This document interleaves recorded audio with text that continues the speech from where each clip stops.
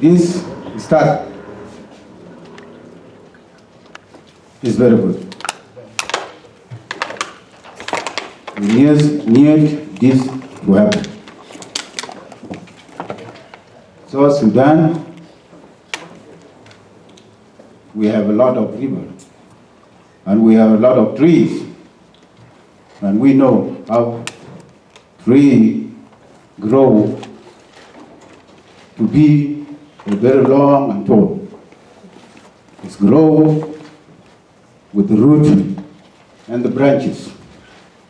South Sudan is like tree with 64 branches. They eat together from the root. They get their food from that root, branches into 64 tribes.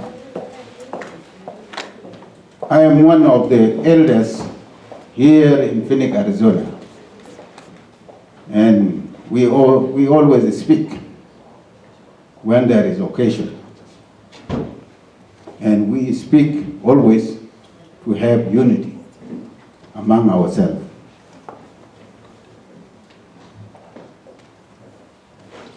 The history,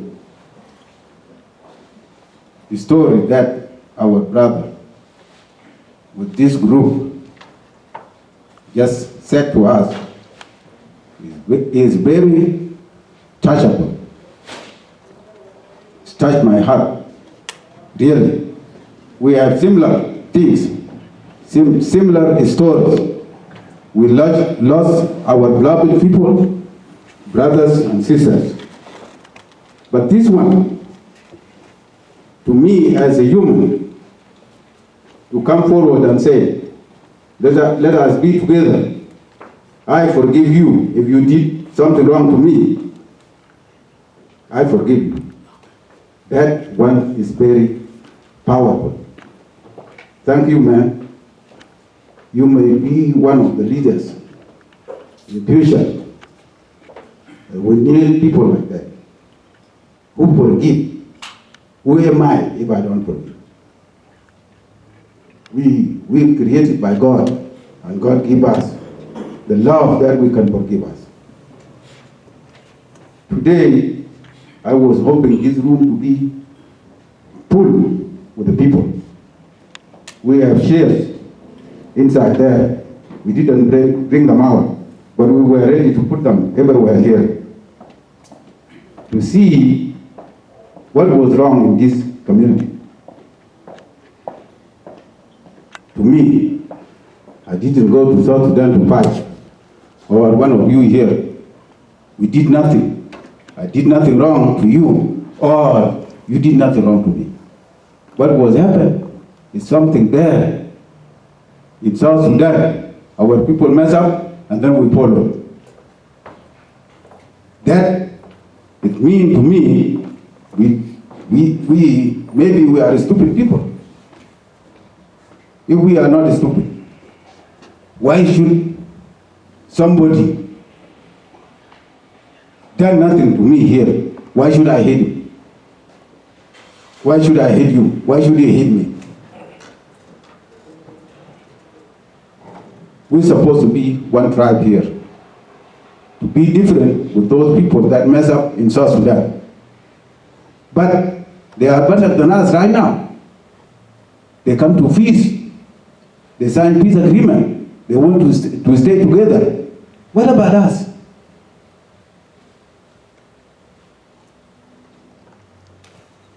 Same culture of Nuer, same culture of Dinka, of Shulu, the same creation of us. And we come and hit ourselves here. There are brothers came before and then they went because they have another occasion over there. If it was in my community, as Dinka, I could have stopped there.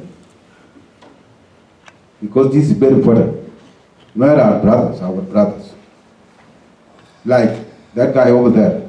I never see him like a Nuer. Janu Deng. He's my brother. I love you. Why you don't love me too? We need to come together. To my brother, I saw something very, very good in you. Maybe you are one of church people. You go to church. I need all men go to church like you.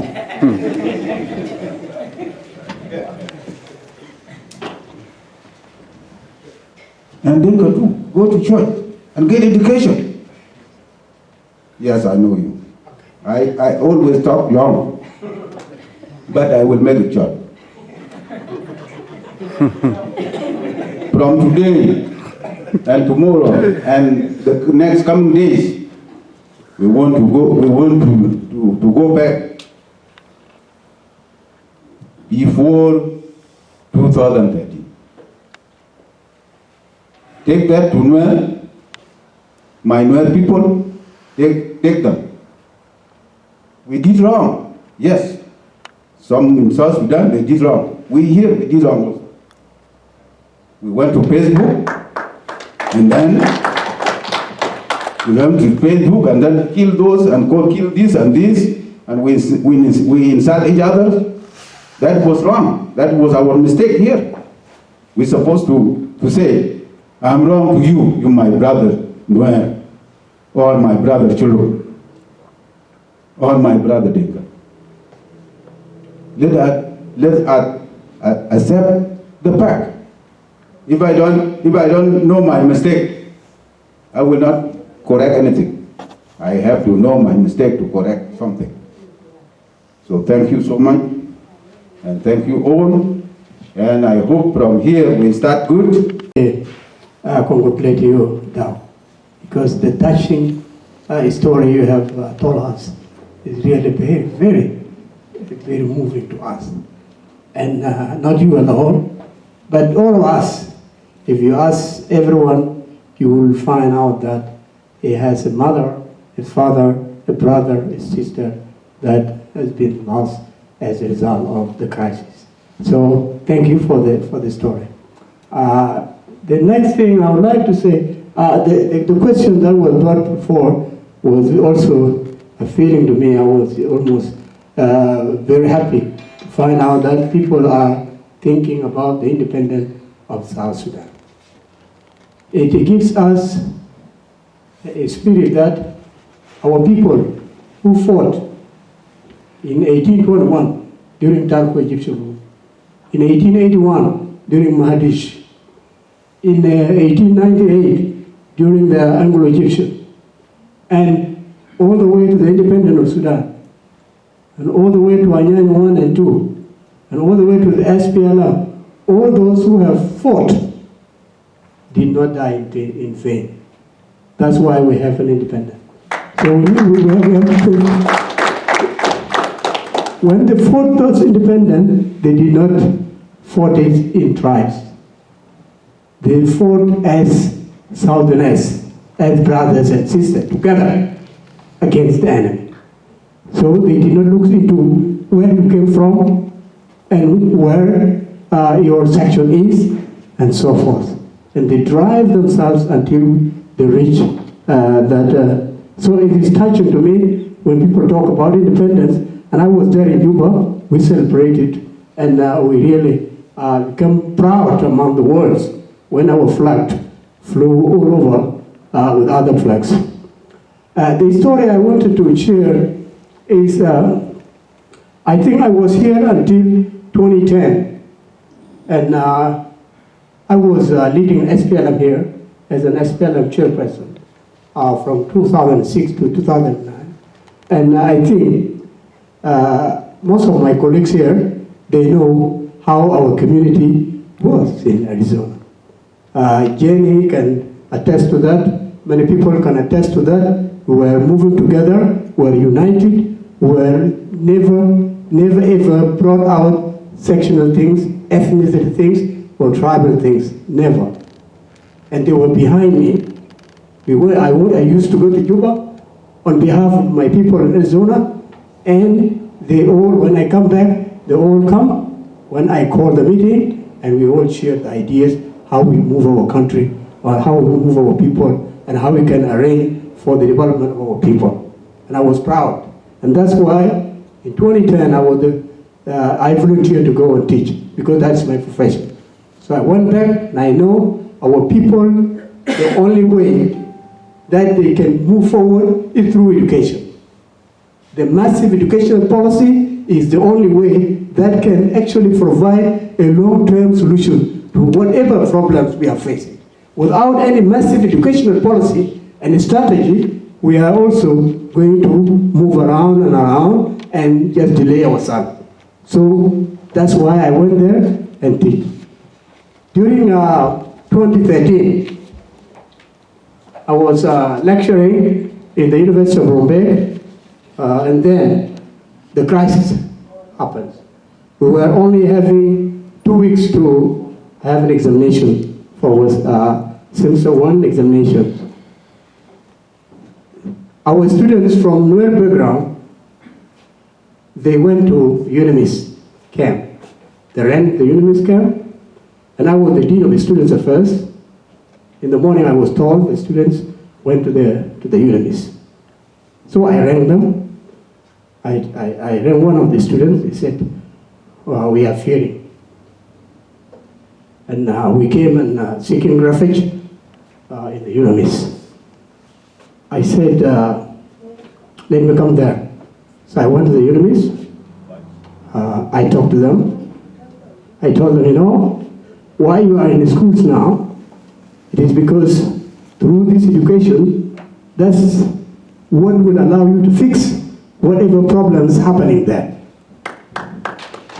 If you run out from school, then you are running out of violence.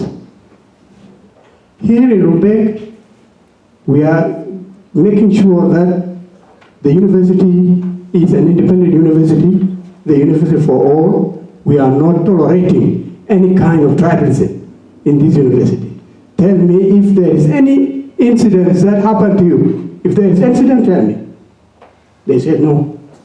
We were really welcome, we were really okay. I said, okay, I want you to come back. I negotiated with the coordinator of the UNMIS there, and I talked to these students. They believed me because I was teaching them. They know if they come out under my protection and under university regulation administration, they feel secure. They came. I volunteered my car to take them the 2 days we were processing the thing. I used to drive in the morning, take them to class, say that I want them to let them go to class and sit. They came back. We accommodate them. They sit with their students. Now they are graduates. Some are now even emailing me. Most of them, they have graduated. And this is the thing that we need from our people, that education, take it seriously. See? Now some of them went to Bentiu, they are working now, teachers. Some are in Juba, some are now in Malakal. They almost say thank you to University of Rumbek because of the fact that if anything had happened there, their life would have been in danger. You see? That is Rumbek in South Sudan. So I assume that you who are here, you are better than those of Rumbek. Because when I was acting and doing this thing, I was risking myself. Because there are some voices that can raise up and do something wrong. But I was risking and praying God, I was faithful. Say that these people, nothing happened to them. And actually one time one was involved in a problem, and I was called as the dean of the students. I went there, talked to the commissioner, and the boy was, they were released, you see. And they stayed there. So this is an example that as an intellectual, we need to be open-minded. We need to accept ourselves. We need even to accept our differences. It's not bad when we say, okay, we differ here. We have to accept it. Say that we live together. This South Sudan is for all of us. Nobody can say it's me. If I don't say something, then South is not there. No, South is for all of us. As this day comes, and our time has gone, I'm appealing to you. Let us talk. Dialogue is talk. Let us talk together. Let us phone ourselves. Let us discuss things ourselves. Let us forgive ourselves also. If somebody is having something to say, okay, I'm sorry. Even if you have not played any part of it, you see, say I'm sorry. On behalf of these people, this should have not been the case. We should have lived together, and we need to live together. Thank you so much.